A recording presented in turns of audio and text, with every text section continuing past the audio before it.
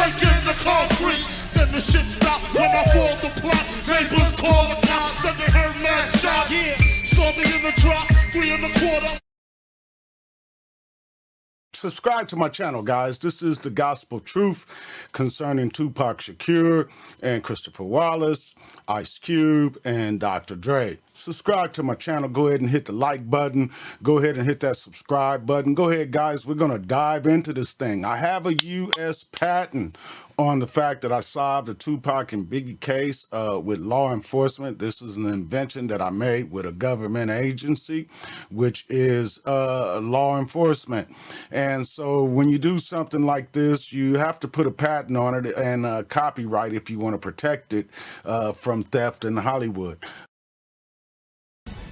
Who killed rapper Notorious B.I.G. and were LAPD officers involved? The mystery of his murder has gone unsolved for 14 years now, but some people believe we are closer than ever to cracking the case, and it's all because of what you are about to see.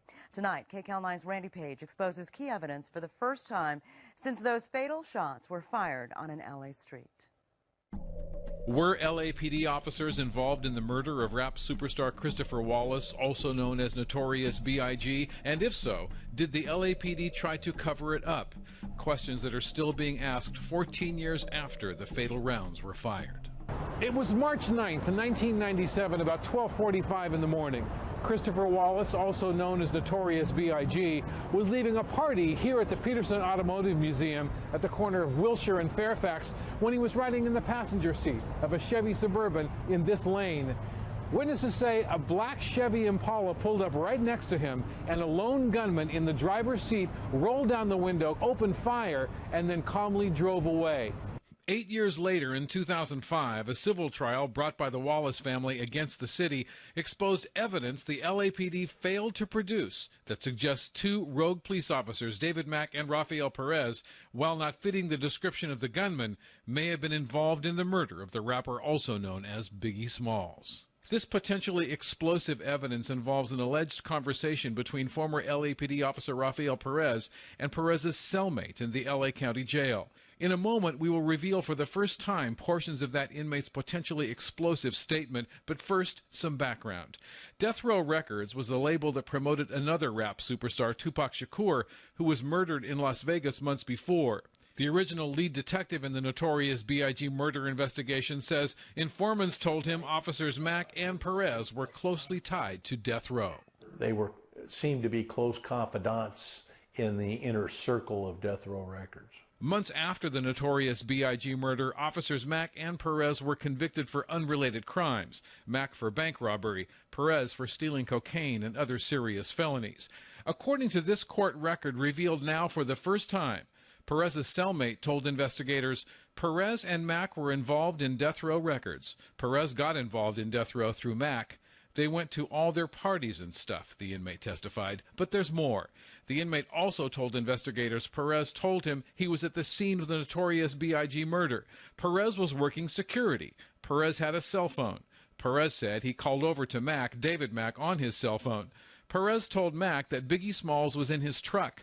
Perez never said that he set up Biggie Smalls, but I have heard that he had something to do with that murder. This is just a glimpse into hundreds of pages of documents involving this inmate's sworn statements that were not turned over to Wallace family attorneys. Former LAPD lead investigator Russell Poole. Well, those documents are crucial. Poole, who resigned from the LAPD in 1999, says it's important to understand the historical context of this murder, beginning with the beating of Rodney King 5 years before, the riots that followed, and then in 1995, the criminal trial of O.J. Simpson. Poole says in this racially charged environment, the last thing the city wanted was a scandal involving the possibility that sworn minority officers could be involved in the assassination of a superstar rap artist. Wallace family attorneys say another reason for a possible LAPD cover-up is purely financial. They say then LAPD officer Rafael Perez was on duty the night of the murder. If he was involved in it, it could potentially make the city liable for hundreds of millions of dollars in damages. And do you believe that the LAPD has tried to cover this up?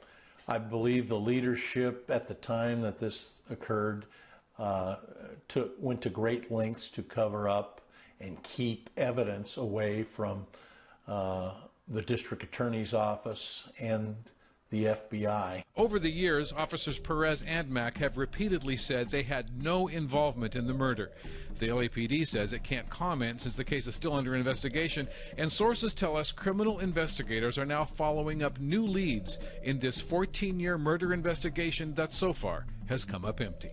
In Los Angeles, Randy Page, KCAL9 News.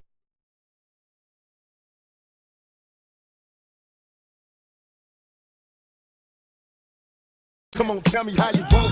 When someone big like that dies, it's tough to accept. There were lots of conspiracy theories. The biggest misconception on this case was that it was Suge Knight being involved, not the case. If you're going to have somebody killed, you don't have them killed while you're sitting a foot away from them inside of a car. And as we see, he did, in fact, was shot himself. It's only obvious that I wouldn't have nothing done to Tupac. On some of the fact that I love Tupac. I'm the same guy who was in the car with him and made sure that whatever happened, I tried to prevent. Another conspiracy theory, the East Coast, West Coast rap war fueled Tupac's murder. Came at the end of this long-running, very publicized feud between the East Coast and West Coast. There was that theory that Notorious B.I.G. was involved. That was proved within days that he had nothing to do with it. What police believe is that gang member Orlando Anderson fatally shot Tupac after the rapper jumped him earlier that night in Las Vegas. A bad dude got beat up, so what did he do? He went and got a gun and got even later. Were you involved? Well, I was not involved. Orlando was killed 18 months later in an unrelated shooting. His uncle, former gang member Keefe D, who was in the car with Orlando the night Tupac was shot, claimed to police he had a private conversation with Biggie's record producer P. Diddy shortly before the murder. This is according to Keefe D, and Puffy Combs tells him, I want these guys taken care of. According to Keefe D, during this conversation with Puffy Combs, there's a solicitation to go out and get these guys. Diddy has vehemently denied the unfounded allegations. I don't think P. Diddy is responsible at all. There's really no evidence to that. Now Keefe could potentially be prosecuted as an accessory to Tupac's murder based on what he admitted in the BET documentary Death Row Chronicles. Who shot Tupac? To keep it for the code of the streets. It just came in the backseat for him. Keefe D basically right now is making headlines because he said he's the one who egged on the gang members to, hey, go retaliate, go find him. We just pulled up on the side, checked every car, see where they was. Keefe also confessed to being involved with a murder years ago. He leaned over and the window, rolled down the window, popped.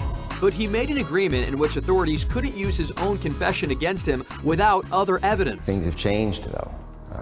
Now we know that Keefe D has publicly admitted to his involvement in the murder of Tupac Shakur. He does not have those same self-incrimination protection rights that he had when he was dealing with us. He's now come out publicly and admitted, so he could be prosecuted, and those statements can be used against him. So everybody's just waiting to see what it is Las Vegas PD is going to do with that information. I'm told that they're looking very closely at it. The Las Vegas Police Department tells E the case is still open. I think that Las Vegas ought to arrest him, and then they ought to clear the case. But I don't see it going beyond that. It won't go to trial. One thing that can't be disputed, Tupac getting caught up in the wrong crowd led to his death. His denial that he was a gangster has long been up for debate. He was a gifted artist, but in his heart, he was a hardcore gang member. You can't dismiss that. Tupac hung out with gang members. No evidence shows that he ever affiliated. His gang was music, he was thug life. I'm having visions of leaving here in the hearse, God, can you feel me? He grew up in the jungle in Marin County in one of the worst low-income housing projects around. He never jumped into a gang. What we're talking about is fake violence. All this, what we're rapping, it happens in the streets, but us rapping about it is not the violence. What we're doing is using our brain to get out of the ghetto any way we can. So we tell these stories, you know what I'm saying? And they tend to be violent. I wish I could take the pain away. If you can make it through the night, there's a brighter day. I know from deep down, I know from crack babies, you know what I'm saying, who have absolutely no role models except crack. You know what I'm saying? They need me. His music lives on. That's what his mother, Fanny, wanted for him. She didn't care about justice and if his killer was brought to justice. He wanted everybody to have an opportunity to be able to pick themselves up off the street the way he did. I don't think that there will ever be justice for Tupac in the sense that anybody's ever going to get prosecuted. It comes down to how do you define justice. The person who shot Tupac Shakur was shot and killed in the same violent way. There was just something very, very special about him. And he got all caught up in this thug life thing with Death Row Records, and we'll never know what he could have become. I believe that no one has the right to take another person's life.